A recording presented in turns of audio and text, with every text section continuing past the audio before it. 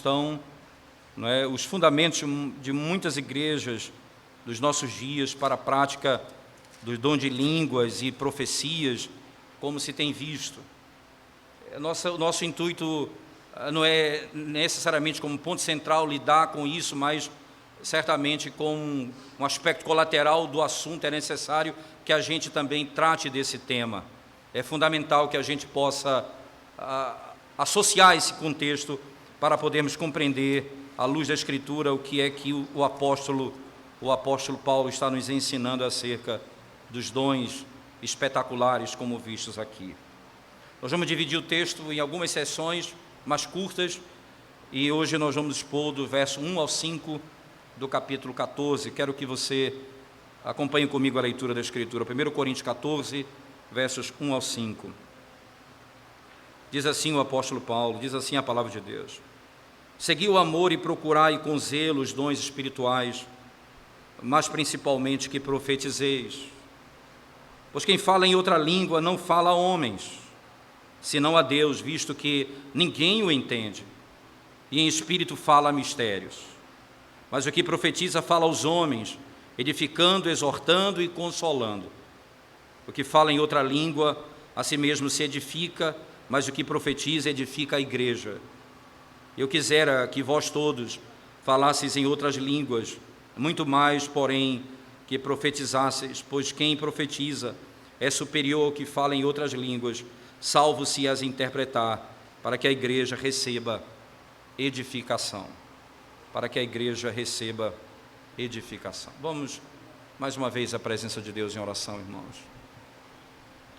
Senhor, quando abrimos a Tua palavra mais uma vez para podermos ouvir a Tua instrução, a Tua palavra, a Tua voz, como diz o texto que nós acabamos de ler, Senhor Deus,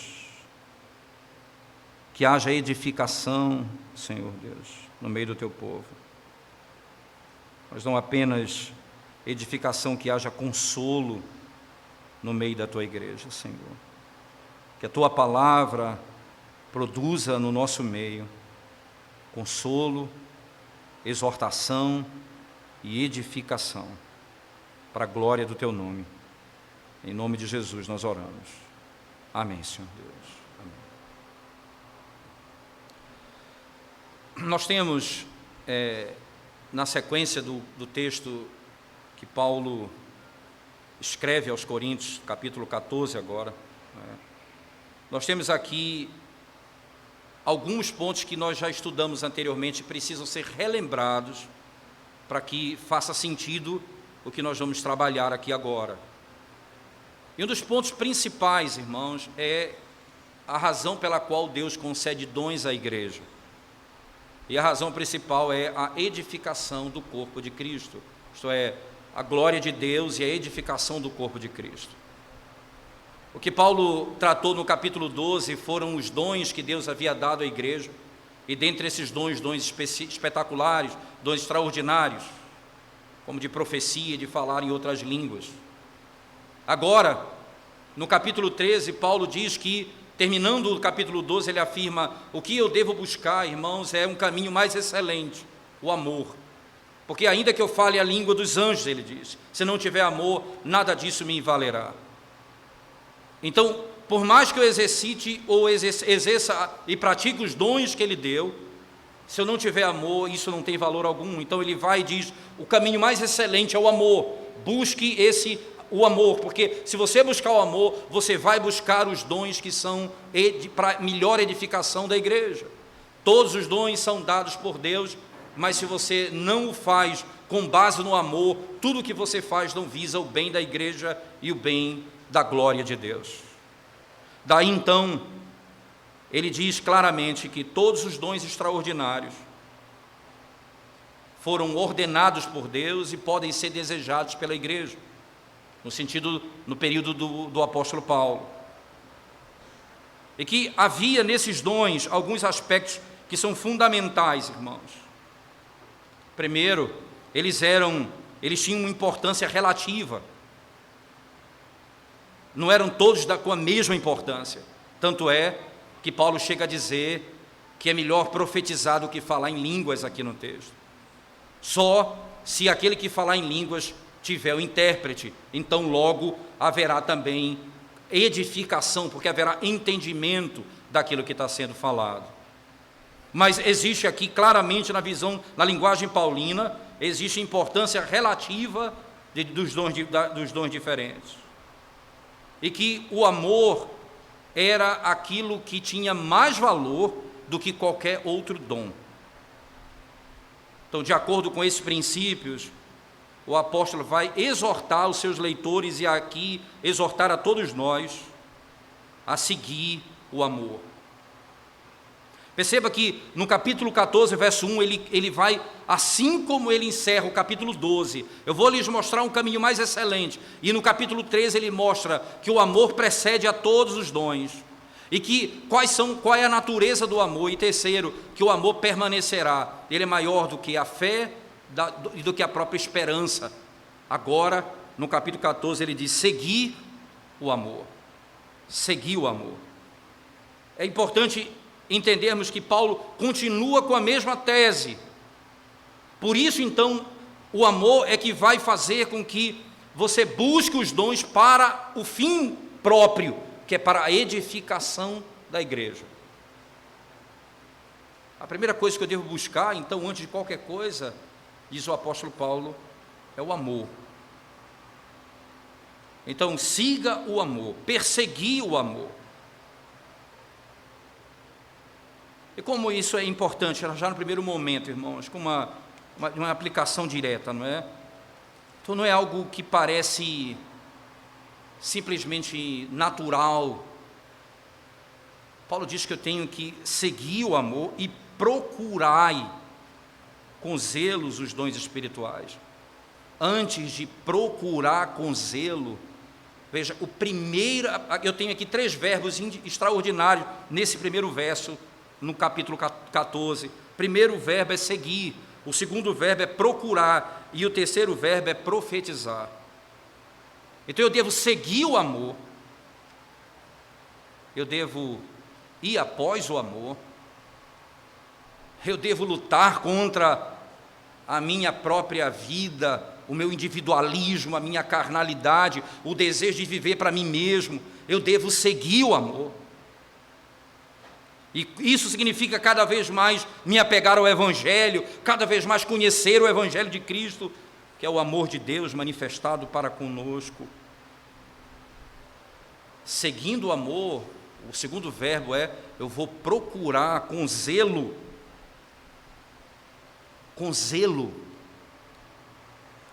os dons espirituais. Como é com zelo, irmãos?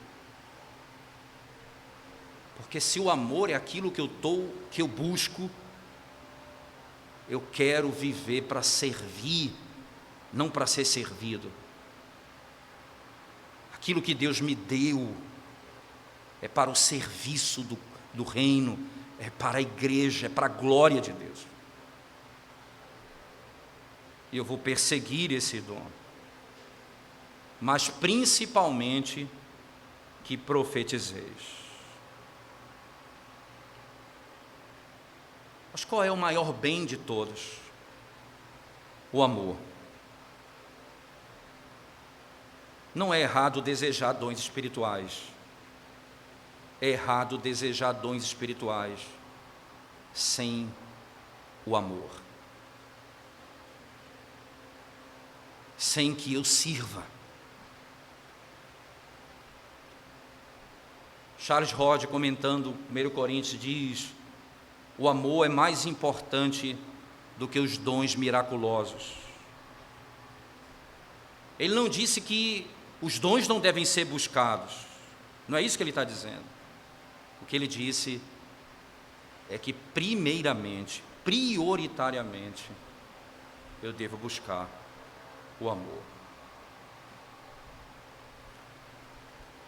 A mesma expressão é usada no capítulo 12, verso 31, quando o apóstolo Paulo diz assim, no verso 31 ele diz: entretanto, procurai com zelo os melhores dons. Veja, ele encerra o capítulo 12 e começa o 14 com a mesma declaração. E aí ele conclui dizendo: o que eu desejo é que vocês profetizem. Por que ele então, ele seleciona 2 dons, irmãos? Por que dons de línguas e profecia? Por que ele vai seccionar esses 2 dons? Por que ele vai falar dos outros dons? Por que só esses 2 em particular? Porque era esse o dom mais buscado pela igreja de Corinto, o dom de línguas. E era a razão pela qual havia toda aquela confusão dentro da igreja. E é por isso que ele vai escrever o capítulo 14, a gente vai ver na sequência, que ele vai dizer que o culto precisa ter ordem e decência, que era tão confuso que havia ali. Aquilo que eles buscavam precisava ser ajustado, e Paulo vai lidar exatamente com isso aqui. Eles falavam ele falava em outras línguas, podemos dizer assim, mas ele diz: era melhor que vocês profetizem do que falem em outras línguas. O dom de falar, irmãos, o dom de falar como um órgão do Espírito, é de fato uma maneira adaptada para instruir e edificar o ouvinte. É para edificar o ouvinte, esse é o fim, esse é o propósito. Dentre os 2, tanto a profecia quanto o dom de língua, eles têm o mesmo propósito, que é edificar a igreja. Mas dos 2, ele diz, é preferível que vocês busquem o dom de profetizar. E por que ele disse que eu devo buscar o dom de profetizar? Qual a razão que eu devo buscar o dom de profetizar? Então, o verso 2 começa a me explicar melhor. Acompanhe comigo o texto, e Paulo vai nos conduzindo no entendimento. Ele diz assim, verso 2. Verso 2 diz assim: pois quem fala em outra língua não fala a homem, senão a Deus, visto que ninguém o entende, e em espírito fala mistérios. Irmãos, esse verso tem um mundo de informações. Tem um mundo de informações. E aqui é um campo de batalha dentro do mundo pentecostal. É um campo de batalha esse versículo. Nós vamos procurar ser o mais simples na análise do verso, objetivando extrair dele o sentido lógico da narrativa, daquilo que Paulo está nos conduzindo aqui. Primeiro, o que é ensinado nesse texto? Primeira coisa, que aquele que fala em línguas, fala não a homens, mas a Deus. Essa é a primeira coisa que é dito no texto. Segundo, isso significa que, veja só, que os homens não entendem ele não é compreendido.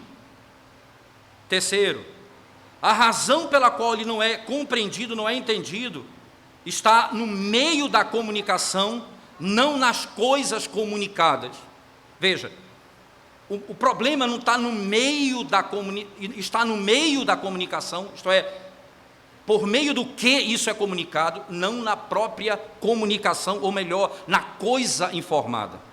Vou repetir esses 3 aspectos. Primeiro, o verso claramente nos diz, não é?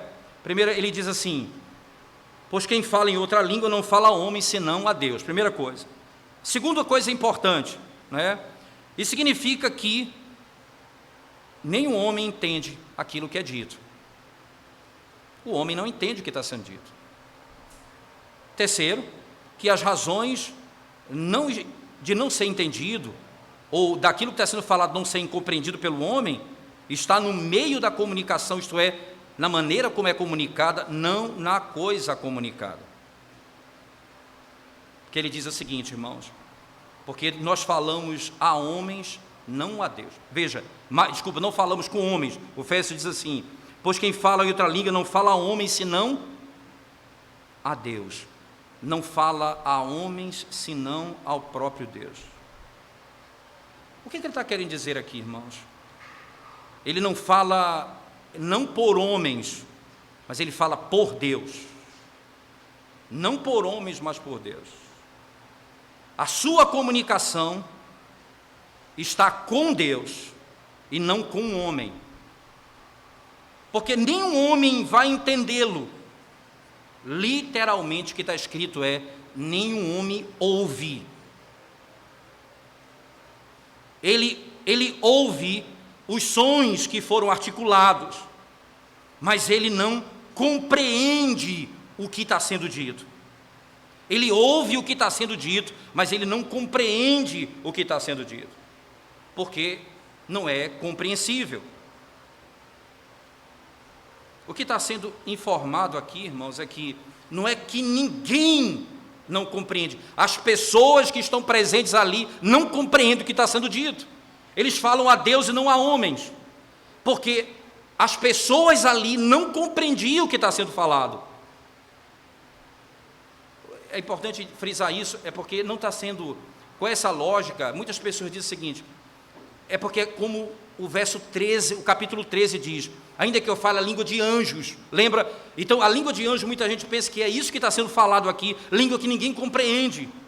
Não é verdade, porque não existe tal coisa como língua de anjos. Existe, Paulo está usando ali, quando expomos 1 Coríntios 13, nós falamos isso, Paulo está falando ali literalmente de uma hipérbole, quando ele diz assim, ainda que eu fale a língua dos homens e dos anjos, depois ele diz assim, ainda que eu tenha todo o conhecimento, ninguém tem todo o conhecimento, ele diz, ainda que eu exagere, veja, ainda que eu fale aquilo que não é real, que não existe, a língua entre os anjos pode haver, mas não a língua dos homens com os anjos, ou a língua dos anjos falado no meio da igreja. O que está sendo tratado aqui, então, preste bem atenção nisso, irmãos. Os sons que eram proferidos, eles não eram compreendidos. Não que, veja só, todo ser humano não poderia compreender, mas as pessoas ali em Corinto não compreendiam o que estava sendo dito. Não é o mundo todo não sabia, mas as pessoas em Corinto. É por isso que a igreja não era edificada. Quando o apóstolo Paulo falava em línguas, não é? E quando os apóstolos lá em Atos falaram em línguas no dia de Pentecostes, o que eles falaram foi entendido. O significado é simples, irmãos. Não que nenhum homem, mas os homens presentes ali não compreenderam. Não é o papel do dom de línguas que ele seja usado senão como um dom para os que estão presentes, e os que estão presentes possam compreender a linguagem que está sendo empregada. É necessário que os que estejam ali no culto compreendam o que está sendo dito. É necessário que seja assim. Então preste bem atenção no texto mais uma vez comigo, voltando ao texto 14, ora, verso 2, pois quem fala em outra língua não fala a homens, senão a Deus, visto que ninguém o entende, e em espírito fala mistérios. Esse é um ponto interessante. É mais um termo que é muito mal interpretado no Novo Testamento, a palavra mistério. O termo mistério em grego, irmãos, significa, quase 100% das vezes que ele aparece no Novo Testamento, aquilo que estava oculto e foi revelado. Ele se refere ao Evangelho. Só para você ter uma ideia, em Efésios, não desmarque o texto de Corinto, mas venha comigo para Efésios capítulo 1, verso 9. Efésios capítulo 1, verso 9, veja o que diz a palavra de Deus. Desvendando-nos o mistério da sua vontade, segundo o seu beneplácito que propusera em Cristo. Ele está falando, o mistério da sua vontade foi revelado em Cristo. O termo mistério, sempre no Novo Testamento, quase 100% das vezes, ele está diretamente associado à mensagem que foi anunciada no Antigo Testamento, estava oculta, estava em sombras e tipos, e agora foi plenamente manifestada em Cristo Jesus. Então, como é que Paulo está dizendo isso aqui em Corinto agora, irmãos? Veja, como o termo mistério é usado por ele. Ele diz assim: quem fala em outra língua não fala a homem senão a Deus, visto que ninguém o entende, e em espírito fala mistérios. Em espírito fala mistérios. Ora, se você comparar esse texto, e ainda no próprio texto de Corinto, no verso 2,14, a gente leu Efésios 1,9, né?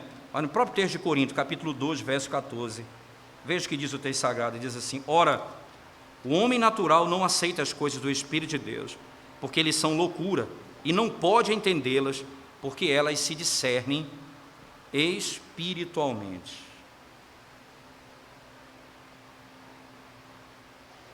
O termo utilizado pelo apóstolo Paulo, então ele fala em mistério, mas ele diz assim, e em espírito fala mistério.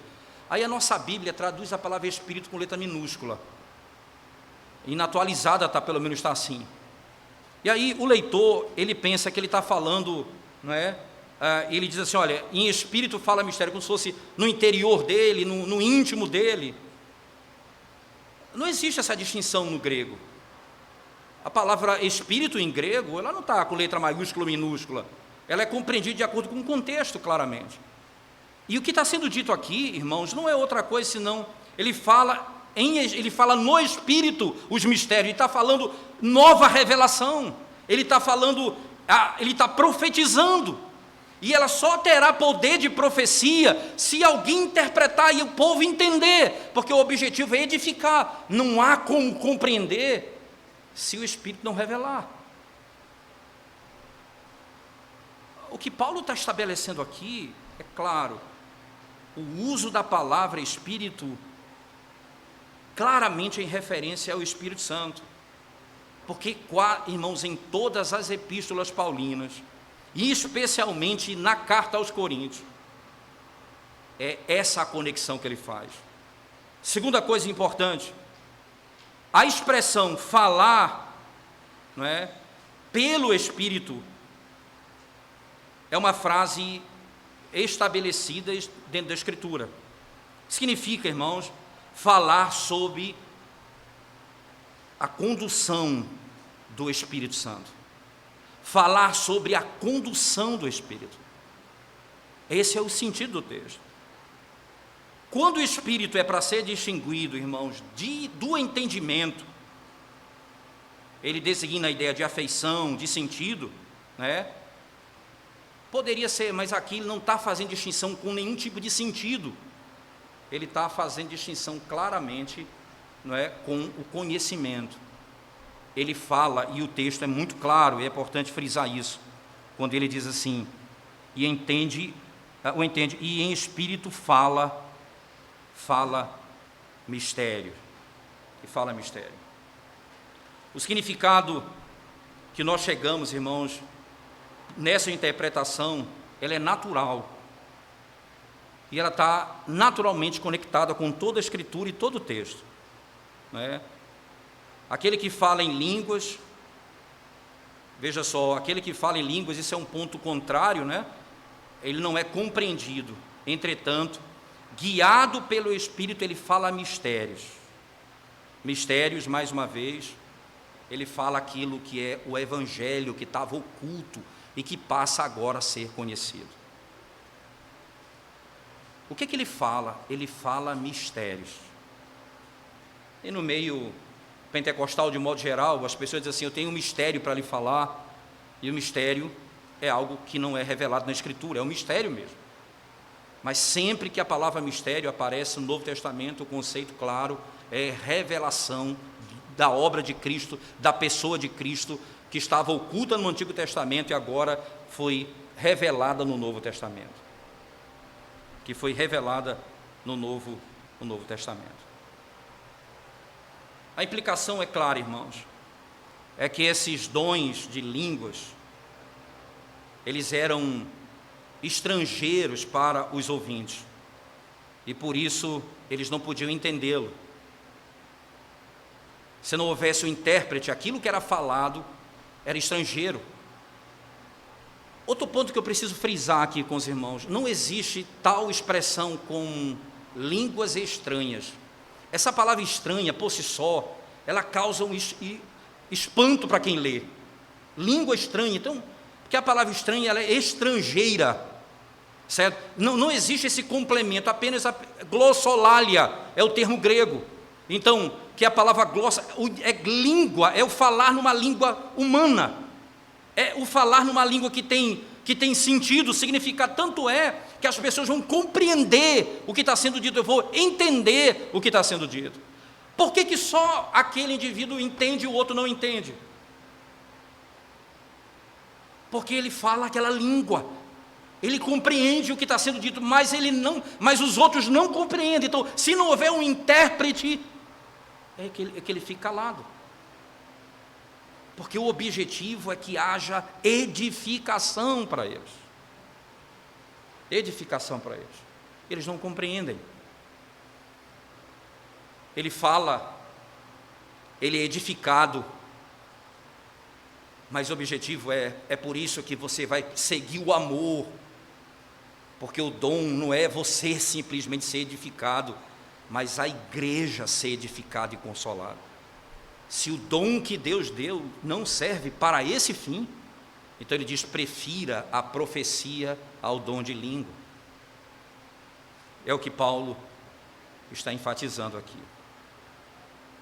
O grande ponto, irmãos, não é? E é nisso que eu preciso bater um pouquinho, não é, com os irmãos, até para que a gente possa não ter dúvida quanto a isso. Os dons de línguas, eles são como profecia. Eles falam o mistério pelo Espírito. E isso é profecia à igreja. Isso é profetizar no meio da igreja. Sinclair Ferguson, ele tem um livro intitulado O Espírito Santo, pela editora Cleary, não é? Vale muito a pena quem não tem esse livro adquirir. É excelente essa obra. No passado mais ou menos distante, desses 11 anos da nossa congregação, da nossa igreja, eu já estudei esse livro de capa a capa com os nossos jovens, e é exatamente isso. A obra de Sinclair Ferguson, ele diz o seguinte quanto ao trato dessa doutrina. Ele diz assim: falar em línguas, diz ele, com um efeito da vinda do Espírito, é explicitamente mencionado em 4 contextos neotestamentários no dia de Pentecostes. Então perceba, falar em línguas como um efeito da vinda do Espírito é explicitamente mencionado em 4 contextos. Perceba, o falar em línguas está associado à obra do Espírito, à ação do Espírito. E eu tenho isso em Atos 2, eu tenho isso na casa de Cornélio, eu tenho isso aos discípulos de Éfeso, em Atos 19, verso 6, e tenho no contexto da igreja em Corinto, no capítulo 12 e capítulo 14, que é o texto que nós estamos lendo. Então ele continua: tem se discutido com muita frequência a natureza do falar em línguas. E aqui ele vai dizer, não se pode explorar isso exaustivamente, não cabe estar aqui num sermão, nós temos que tratar dos mínimos detalhes, mas a visão geral é importante fazer. De forma fascinante e até mesmo perplexa, diz ele, perguntas vêm à tona nesta conexão. Porque diferentemente de outros dons, esse se encontra exclusivamente no Novo Testamento e não no Antigo Testamento. Perceba, profecia eu tenho no Antigo e tenho no Novo. Todos os outros dons eu tenho lá do outro. E por que eu não tenho esse dom lá no Antigo Testamento e só tenho no Novo Testamento? Essa é uma pergunta fundamental para a gente. E qual é a resposta para isso, irmãos? Onde nós podemos encontrar o sentido para isso? Está exatamente porque aqui é o cumprimento de uma profecia. Isaías capítulo 28, abra sua Bíblia comigo, por favor.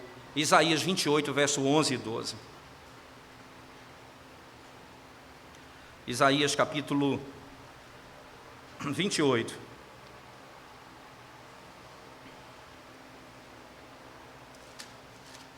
Versículo 11 e 12.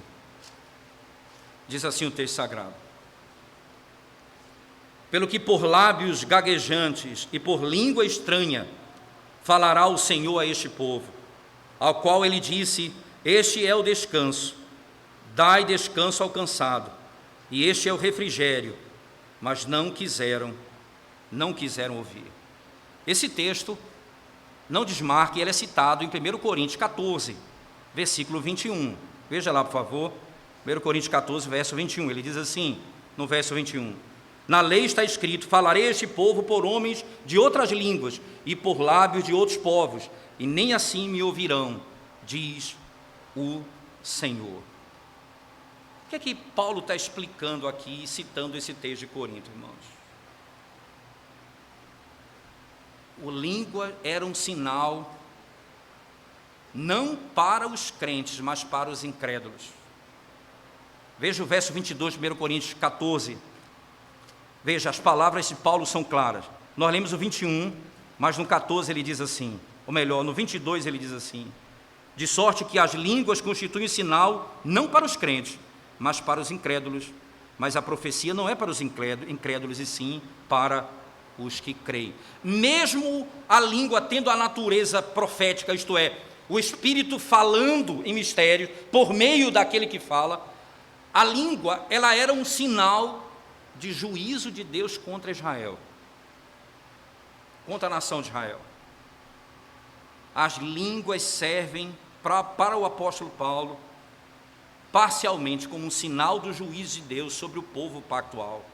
O que caracteriza o reverso de Babel indica a universalidade do novo pacto, também indica juízo sobre o povo pactual pela rejeição de Cristo. Agora, eles não vão falar apenas uma língua, eles vão falar todas as línguas. É por isso que o fenômeno do Pentecostes foi o reverso de Babel. O que aconteceu em Babel? Eles falavam uma única língua, e eles ali quiseram numa única língua chegar ao Senhor. Deus trouxe juízo a eles, e eles então foram espalhados falando em muitas outras línguas.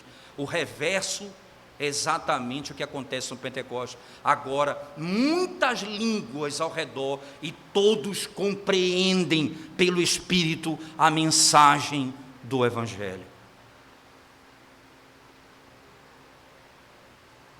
O que eu tenho na carta de Paulo aos Coríntios é: falar em línguas é profetizar, desde que haja intérprete. Mas por que não é tão importante como a profecia?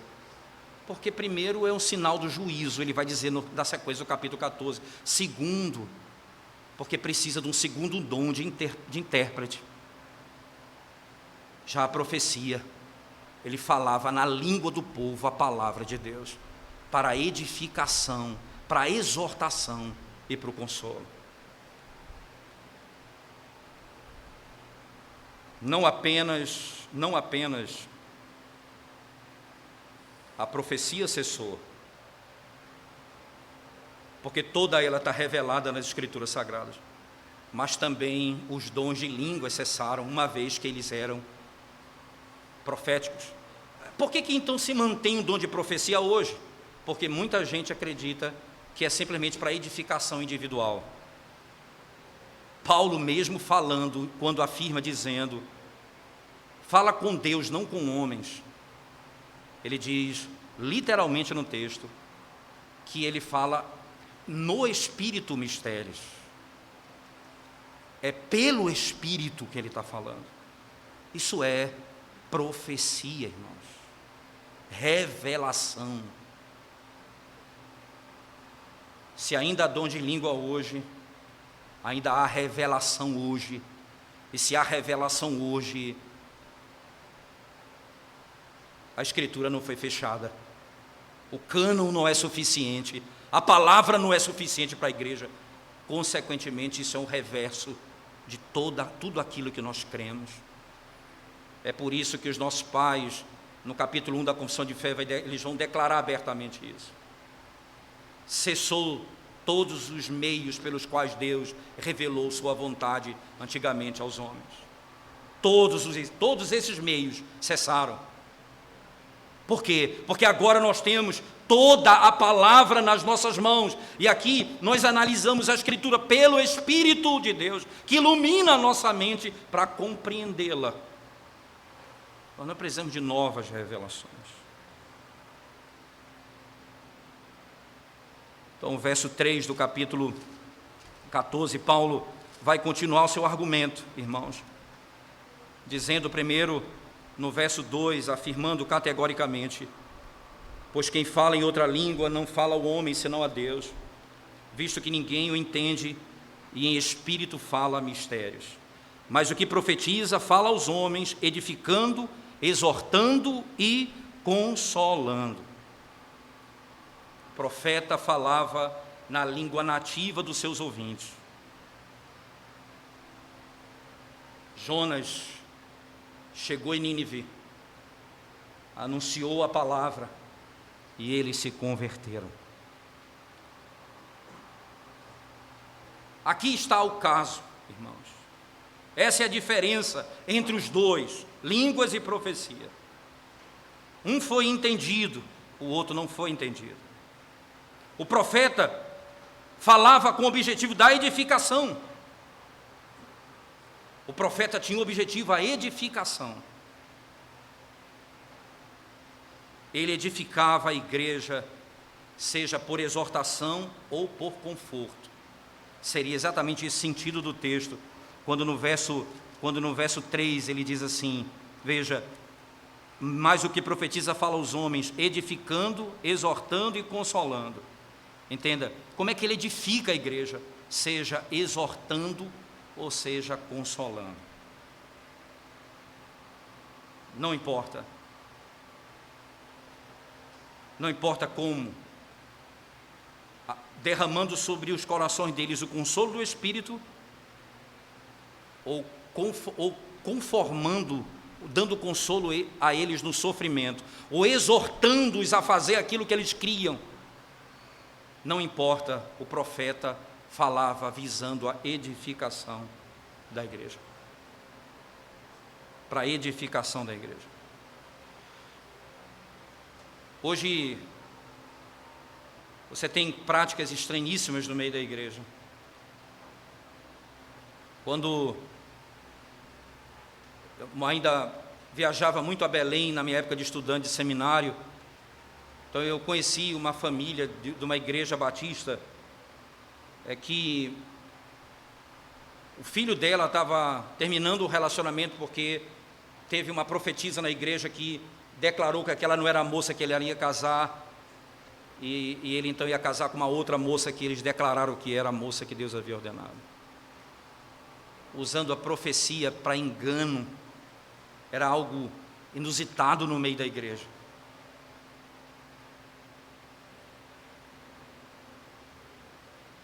John Owen vai dizer, se existe profecia hoje, e você diz, não, mas tudo que é dito hoje em profecia está de acordo com a Bíblia. Ele diz, se está de acordo com a Bíblia, é desnecessário, porque está na Bíblia. E se não tiver de acordo com a Bíblia, diz ele, é anátema, é maldição, então precisa ser abandonado. Se você diz que não está de acordo com a Bíblia, está debaixo de maldição. Se você diz que está de acordo com a Bíblia, é desnecessário, porque está na Bíblia. É algo que não tem fundamento nos nossos dias. E agora você vai entender a razão de todo o argumento. Por isso, segui o amor. No verso 4, Paulo vai declarar as seguintes palavras nesse mesmo contexto. O que fala em outra língua, a si mesmo se edifica. Veja o contraste. No verso 3, o que profetiza fala aos homens, edificando, exortando e consolando. O que fala em outra língua, a si mesmo se edifica. Mas o que profetiza, edifica a igreja. O fim é isso, irmãos. O que fala em línguas não edifica a igreja. Porque ele não foi compreendido. Ele edifica a si mesmo, porque ele entendeu o que ele falou. Esse verso prova que o entendimento não foi suspenso aqui, e que aquele que falava não estava em êxtase. Esse texto nos mostra que não havia êxtase. Então, vamos suspender a compreensão. Não é exatamente. O texto prova exatamente o contrário. Ele não foi entendido. Por isso não edificava a igreja. Ele foi edificado, mas a igreja não foi edificada. O que profetizava, tanto ele foi edificado, quanto a igreja foi edificada. E Paulo conclui essa sessão no verso 5, afirmando categoricamente, segundo as palavras do próprio apóstolo. Preste bem atenção no texto, irmãos. Eu quisera que vós todos falasseis em outras línguas, muito mais, porém, que profetizasseis. Pois quem profetiza é superior que fala em outras línguas, salvo se as interpretar, para que a igreja receba edificação. Paulo não está tratando, na época, o dom de língua como um dom que não era para ser buscado. Ele está dizendo que a profecia era superior à língua. Se o dom de língua não tiver intérprete, não fale. Não fale. Não há necessidade. E lembre-se, irmãos, nós estamos aqui no período em que o Novo Testamento estava sendo escrito. E ainda havia profecia no Novo Testamento. Para que você entenda que esses profetas eram reais, não é? E que eles existiam nesse período, você pode, por exemplo, abrir comigo lá em Efésios capítulo 2, verso 20. Acompanhe esse texto comigo, irmãos. E depois o capítulo 3, verso 5. Efésios 2, verso 20, diz assim o apóstolo Paulo. Deixa eu ler o 19 e o 20, ele diz assim: assim já não sois estrangeiros e peregrinos, mas concidadãos dos santos, e sois da família de Deus, edificados sobre o fundamento dos apóstolos e profetas, sendo ele mesmo, Cristo Jesus, a pedra angular. Veja, vocês são edificados sobre o fundamento de quem? Apóstolos e profetas. Eles são aqueles que lançam a base. Se ainda há profetas, e falar em línguas era profetizar, se ainda existe isso hoje, então a base continua sendo lançada, e nós estamos edificando sobre o quê? Paulo disse, nós lançamos o fundamento. Qual o fundamento? O mistério que foi revelado, que é Cristo Jesus. Eles anunciaram o Evangelho, e ele diz, Cristo é a pedra angular, e é sobre essa pedra que a igreja é edificada. E quem lançou essa pedra? Os profetas e apóstolos. Eu posso pensar que são apenas aqueles do Antigo Testamento. Não me parece justo com um texto. Na mesma carta, no mesmo texto de Efésios, por favor, no capítulo 3, verso 1 em diante, o apóstolo Paulo diz assim: por esta causa eu, Paulo, sou prisioneiro de Cristo Jesus, por amor de vós, gentios. Se é que tendes ouvido a respeito da dispensação da graça de Deus, a mim confiada para vós outros. Pois segundo uma revelação me foi dado conhecer o mistério, veja de novo a palavra mistério, conforme escrevi há pouco, resumidamente. Pelo que quando ledes, podeis compreender o meu discernimento do mistério de quem? De Cristo. Agora veja o verso 5, o qual em outras gerações não foi dado a conhecer aos filhos dos homens, como agora. Entende, irmãos? O mistério que estava oculto não foi dado a conhecer como agora. Foi revelado aos seus santos, apóstolos e profetas. Como, irmãos? No Espírito. Foi dado aos santos apóstolos e profetas no Espírito. Ele falava os mistérios no Espírito. O mistério de quem? De Cristo. O fundamento da igreja, onde a igreja está posta, o cabeça da igreja, o Senhor da igreja, que é Cristo Jesus.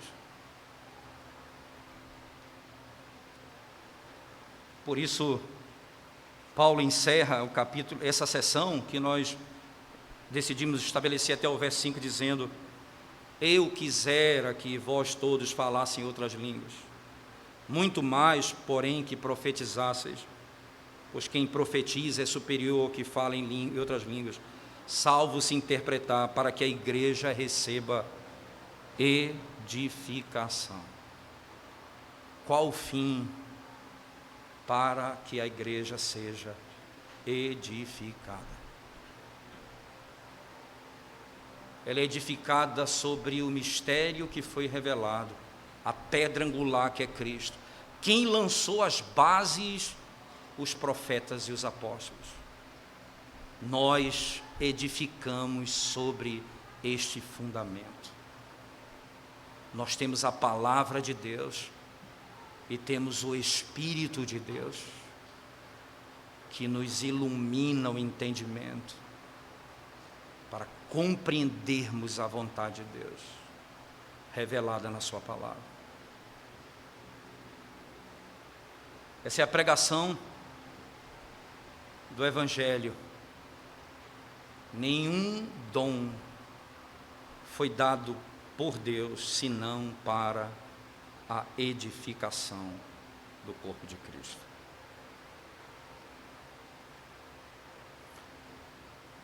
Deus pode levantar pregadores do nosso meio. Deus pode levantar missionários do nosso meio.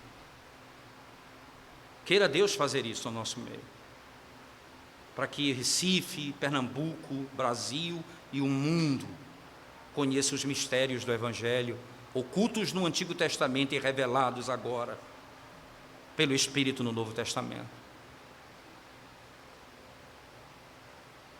Mas tudo o que Deus lhes conceder, tudo será para que o nome dele seja glorificado e a igreja do Senhor edificada.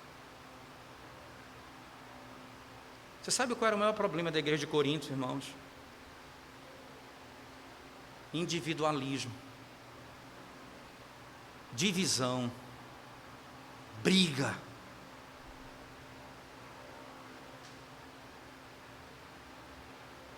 Eles queriam os dons para a glória deles mesmos.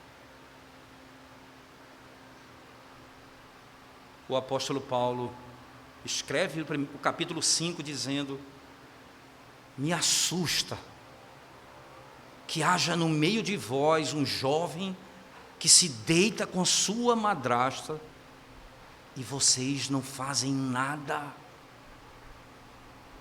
E Paulo diz: e vocês andam ensoberbecidos, vaidosos, ele disse, e o pecado destruindo a igreja, porque buscavam a glória pessoal.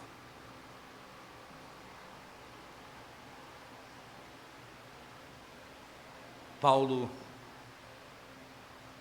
nos instrui a buscarmos em tudo o que fazemos na igreja do Senhor um foco, a edificação do corpo de Cristo. A igreja sendo transformada cada dia à imagem da pedra angular onde ela está fundada e estabelecida, que é Cristo Jesus.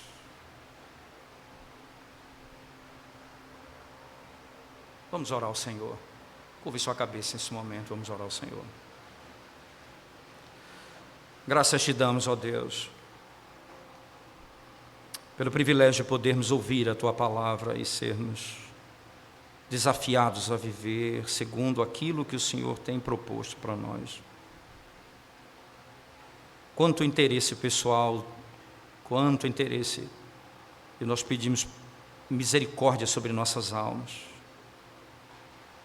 Ó Deus, pelo Espírito nós somos conduzidos na palavra, para a glória do Teu nome e para a edificação da Tua igreja.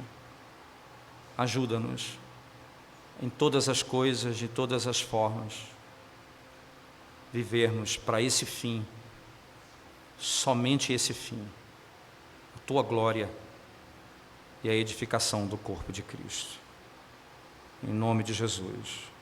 Amém, Senhor Deus. Coloquemos